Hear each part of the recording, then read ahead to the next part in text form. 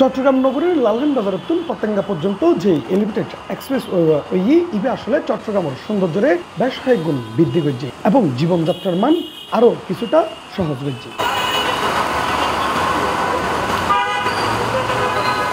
তবে বেশ কিছুদিন ধরেই এলিভেটেড এক্সপ্রেসওয়ের নানা জায়গাত ফাটল ও নানা অসঙ্গতি লই গণমাধ্যমত লেখালেখি অনার কারণে ইয়ার নজরত এসি ব্যাগবনত গণমাধ্যমত প্রকাশিত বিষয়গান পরিদর্শন এসি গৃহায়ন ও গণপূর্ত মন্ত্রণালয় সম্পর্কিত স্থায়ী কমিটির গঠিত উপকমিটির আহ্বায়ক সংসদ সদস্য এম এ লতিফ ও মুজিবুর রহমান মঞ্জু বৃহস্পতিবার দুপুরে এলিভেটেড এক্সপ্রেসওয়ে পরিদর্শন করে তারা।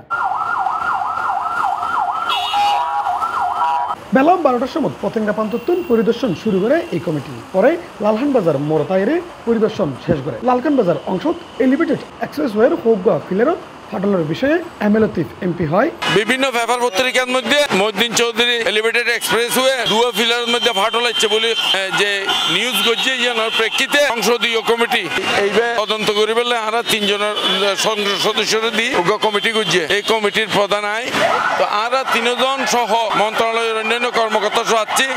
আমরা এগিন বিশেষজ্ঞের কথা এগিনরা আর ডাকি লইয়ে না এগিনরে পরীক্ষা নিরীক্ষা করে আর রিপোর্ট দিও।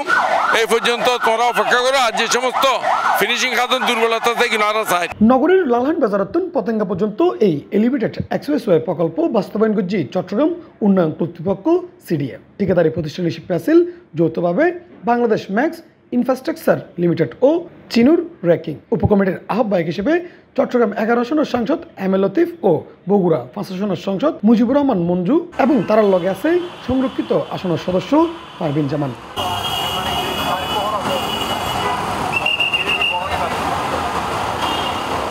C+ চট্টগ্রাম।